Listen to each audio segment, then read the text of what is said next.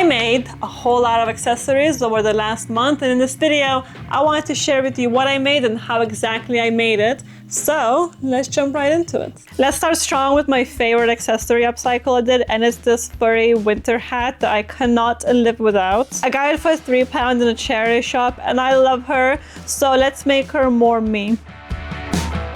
As per usual, I'm using scraps and just making it up as I go. I made this X from red denim so that it frays nicely, and I added some studs to it so it looks less boring.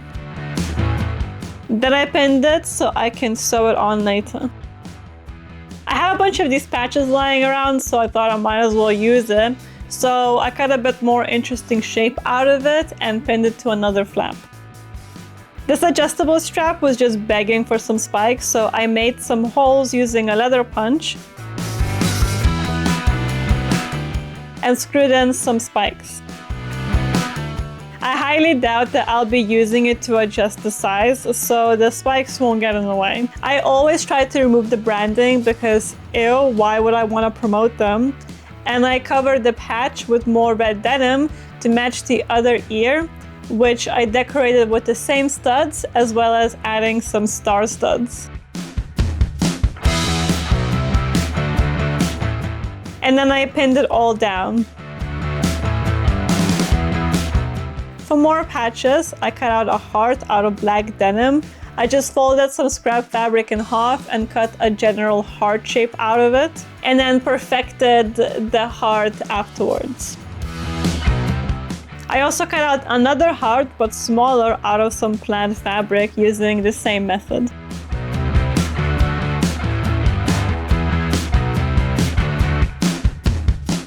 And I pinned them together on the hat. I got some old fishnets and cut off the legs for future use, and cut off the waistband as well.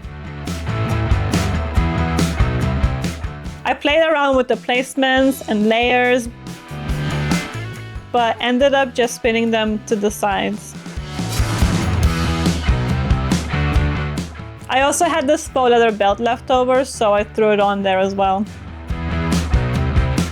For the top of the hat, I had this strap left over from a previous project, so I just added some eyelets using eyelet pliers to give it some more interest.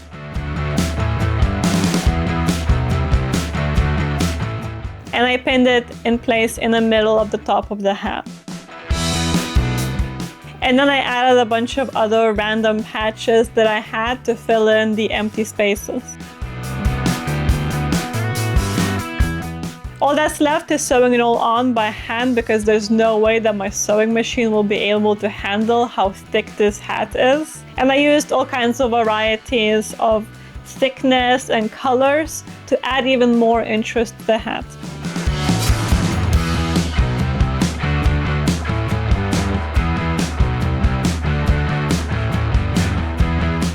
I also added a bunch of chains to it using safety pins, but I ended up removing most of it because they were so annoying when I walked, because they were like jumping up and down and I could hear every single one, and it was just overstimulating. Anyway, this is the final product. I simply adore how it turned out. It was already my favorite hat, but now it also has my personality infused into it. I made quite a few cuffs on this channel at this point, but here is another fun version. I cut out this general shape out of an old denim skirt because I love an asymmetric cuff. And then I tried it on to see where I want the main decorations to go.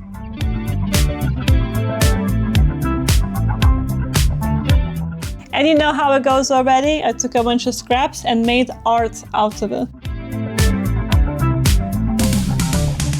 The easiest way to sew scraps together is just by going crazy all over it with a straight stitch. And it turns into this beautiful patch that's full of color and personality. And I also added some studs to it to give it a bit more edge and dimension.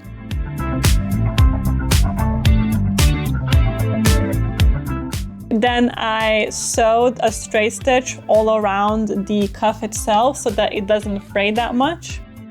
And while I was at it, I also secured the patch to it as well by just running a straight stitch all over it. For the closing, I use snap fasteners. You can get any variety that you like.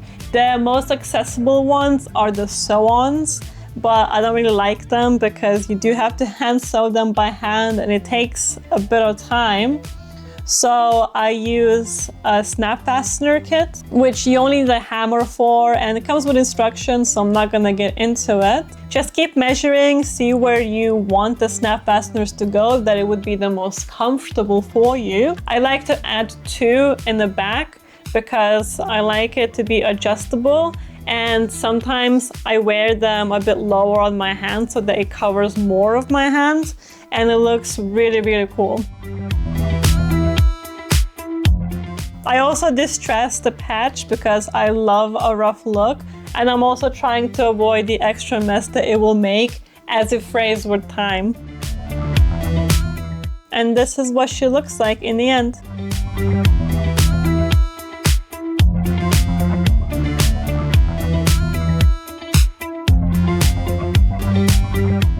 If you need more inspiration, I do have more tutorials on how to make all kinds of cuffs, so check it out. I kind of made a lot of those in the month of December just because I had a lot of scraps to get through, and they're the easiest way to get through the scraps. My mother also requested some for Christmas, so I made her these ones. Thank you, Mom, for supporting my art. Much appreciated. Luna really does not like when I talk to the camera. She gets a little jealous.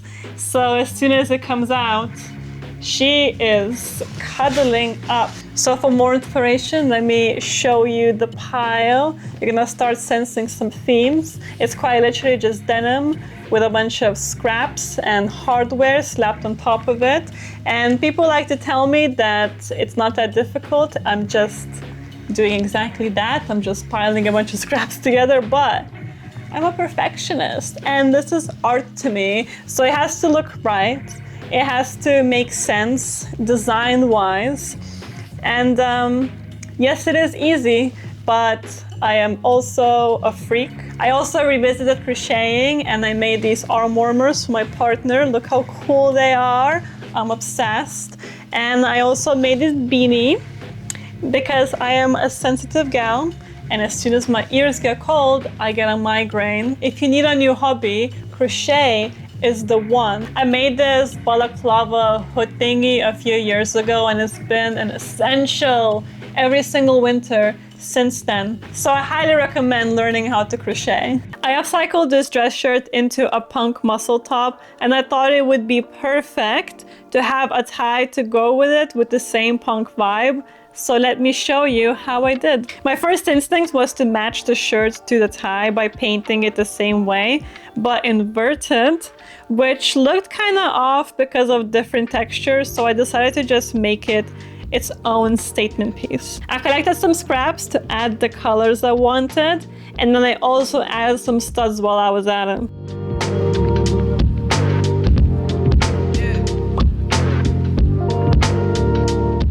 Then I wanted to add some chains to it, so I attached them with safety pins, which is the easiest way. Just consider clamping them down with pliers or super gluing them so they don't open up and stab you.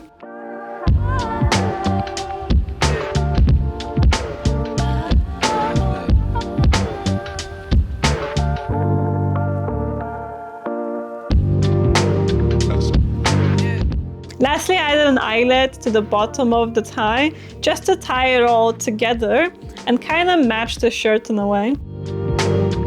Now, the only thing that was left was figuring out how to tie a tie. Turns out my home ec teacher in middle school was onto something, and I probably should have listened to her when she was teaching us how to tie a tie, but instead I was fighting her on her sexist ass remarks about how I should be learning this from my teacher husband. Anyway, the tie turned out perfect. I love her. This is probably the easiest choker I've ever made. I cut out 2 rectangles out of some denim, and since they weren't long enough to go around my neck, I just put them on top of each other and measured it to the right size. So bonus points, I got some extra padding for my neck.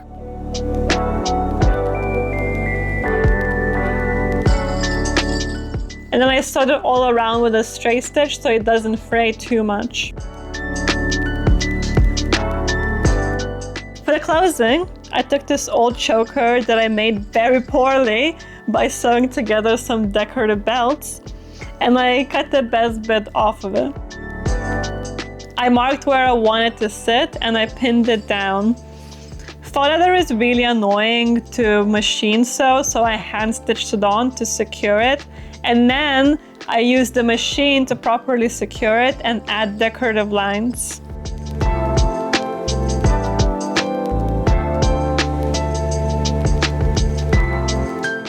And this is what she looks like. If you want more inspo for chokers, I do have a really cool video where I made some from old belts and scraps, and I love them. I wear them like all the time. They're like my favorite chokers that I've ever made, so do check it out. That's all that I have for today. Thank you for watching. Let me know which one was your favorite, and check out the playlist full of other upcycled DIY accessories that I've made over the years. Subscribe to see more of me and my upcycles.